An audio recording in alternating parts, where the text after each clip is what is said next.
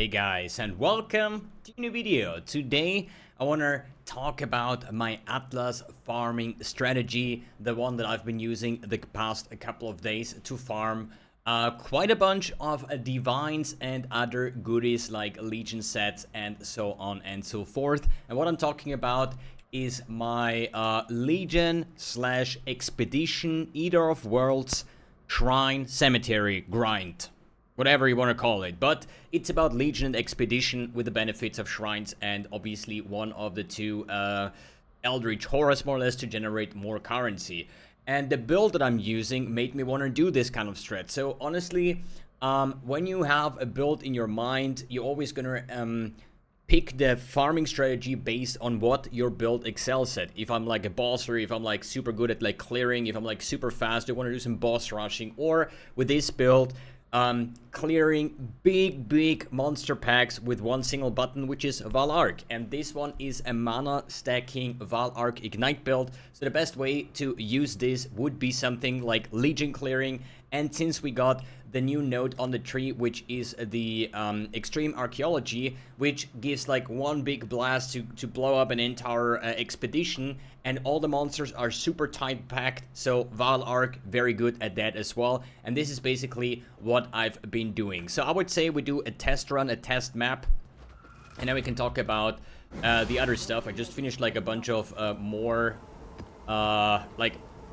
all my bog maps, which I'm going to talk about in a second here with the favorite maps.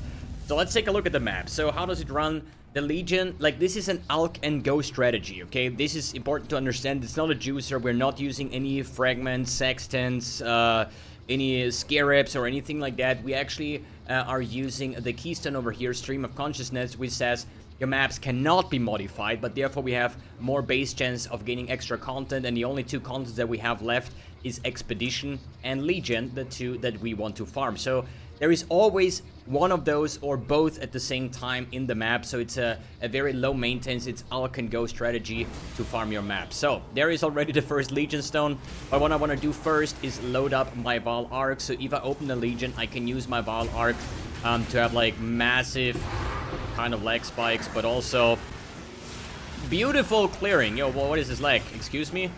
Sometimes there's just a couple monsters remaining, but hey, it doesn't matter. We have enough time to clear the entire thing, or you just move on or wait until the timer is gone.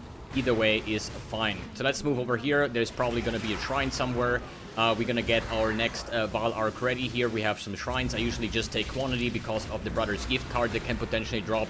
I have my Val Arc ready, so I'm going to go back into the Legion, shoot another Val Arc, and just have like massive clearing and loot explosions everywhere, which is super enjoyable and super fun to play. And in my opinion, this is like the most important thing, because usually people are always like keeping the aspect of how much currency can you make with this over what is actually fun to play. And this is something where I a little bit counteract. I'm pretty sure that Legion Expedition is a very comfortable and good farming strategy, but don't ask me how much divine per hour I'm doing with this, because I personally don't care. As long as the farming strategy that I'm doing is fun, I'm gonna farm it, you know?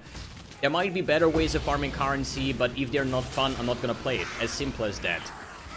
Good, and here is the Expedition. So I would say let's quickly pick up some of that loot over here, and then take a look at the Expedition. Here I want to mention one thing that is important. Sometimes you cannot do the Expedition. So technically you could do every single expedition, but you need to read the mods, because there are some mods that will disable my build for that, or your build, whatever you're playing with, right? So this could be, for example, for my build, immune to ignite damage or immune to elemental ailments. Then I cannot do this Legion expedition. But is it bad? Not really, because this is an alch and go low investment mapping. So what I'm doing here, literally the first thing that I'm check, is there any yellow text with like immune to fire damage? Here we have physical damage, cold damage. I don't care about that. I don't want to read the other stuff, so I'm just gonna explode the thing and see. So now I'm gonna shoot a Val Arc in.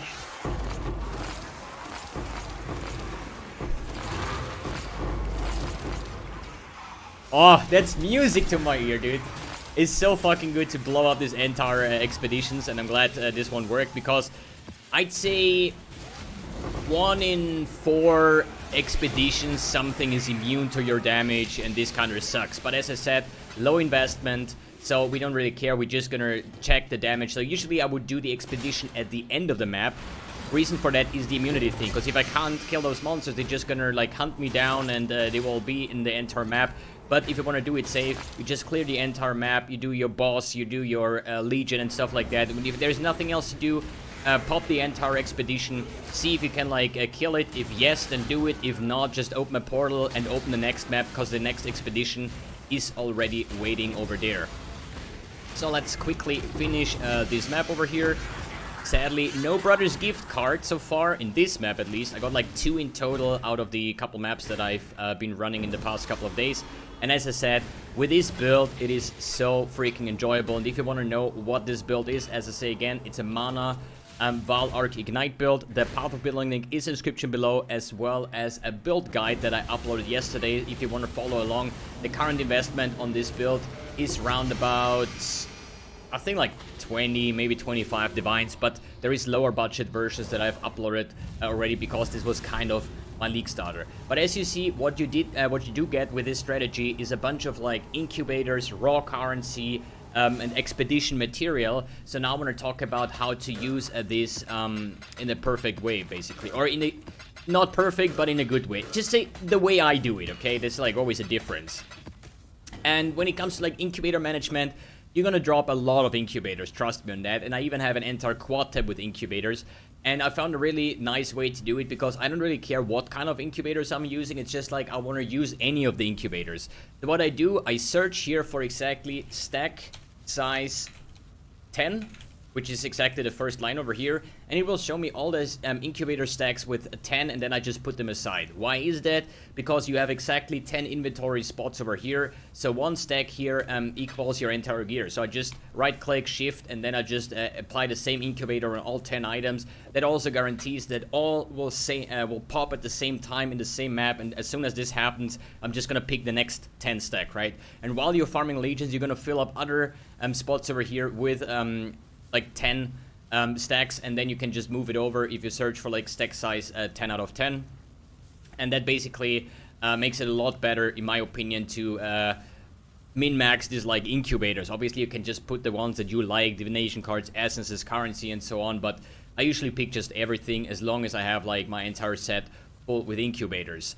Other than that, what you're gonna get is bunches of 5-way sets, because we do have this one note over here. Let me see where it is, where it has a chance for a splinter to actually drop as an emblem. What you can do with that is basically just sell 5-way sets on TFT or on the trade website, because for selling an entire set you usually get more currency out of that. Good, let's check out Tugen real quick. I just literally changed all of my Tugen stuff. Let me see if we have some denning here. Can we buy? No, we can't. Okay, what is important over here, reroll currency. Obviously, the way I'm farming it is a mix of Tugen and denning. I know a lot of people are fans of like Gwenin with like Gambling Headhunter or Mageblood or Inspired Learning and other unique items, or raw because for crafting. I personally, all I want to do is get currency, and the best way to get currency, super easy without any trading, is Tugen. And denning is actually the guy that can exchange their fragments for the ones that you want to have. For example, even more rerolling for Tugen. So as you see, I have thousands of every material self-farmed. The only thing that I want to tell you guys is don't waste your exceptional, because this is the one that is usually used for divines, okay? So, you know, just shift click and then go down here. Always like somewhere at like 30 or let's say 60-70%, usually he agrees over there.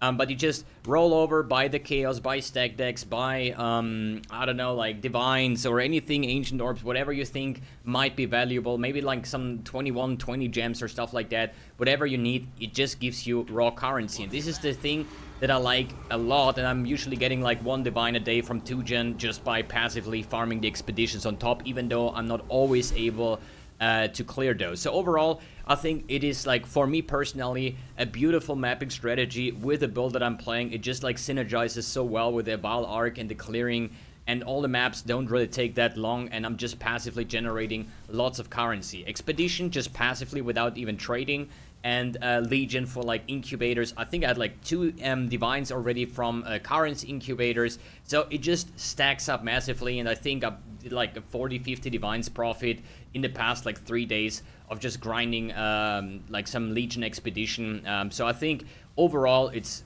just super cool, especially for the way I play, which is not liking to juice. That means that I just want to do Alk and Go, you know, just Alk and Go.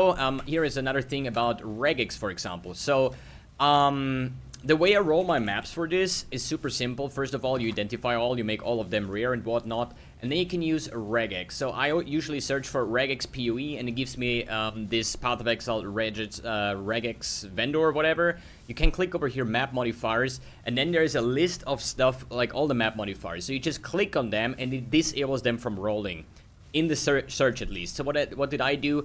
Cannot inflict exposure is something I don't like because it like reduces my damage quite tremendously. Avoid elemental ailments for an ignite build, super terrible. No regen, you know, if I don't have mana then I cannot cast. So I'm just clicking all the mods that I don't want to have. You can even like go for positive attributes or how much quant your maps want to have, and then it generates this like regex tag. So you say copy, and then basically you put it in your search bar, and all the maps that fit the parameters will light up. So these ones that are black have any of the mods that I don't want to do, like Early Reflect over here.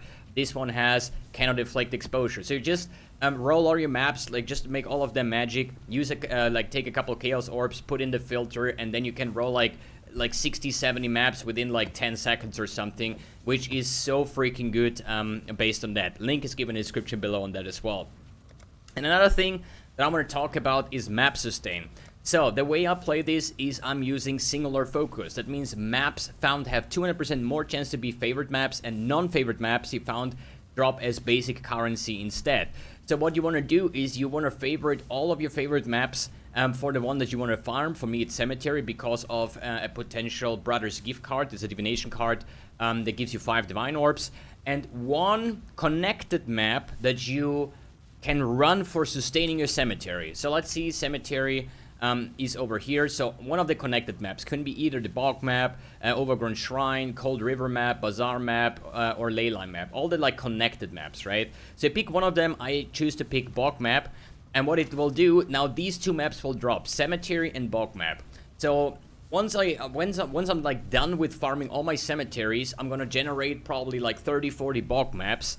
And once I need cemeteries, I'm just running the bulk maps, and then I drop a shit ton of cemetery maps because based on your Atlas passive tree, there's always going to be way higher chances of dropping connected maps. There's even like skill points that have a higher chance of dropping connected maps. So that's why you want to juggle this left and right, cemeteries, but 1 connected map. And once you run out of cemeteries, you're just going to run a couple of bulk maps. And I just did like, I think like 20 bulk maps today, and I got like 70 cemeteries back. So I don't have to invest into my maps. Alk and Go, super easy currency strat, and a lot of fun based on what build you are playing. Alright guys, I hope this guide was, or this like strategy is enjoyable for you the same way as it is for me, and see you in the next video.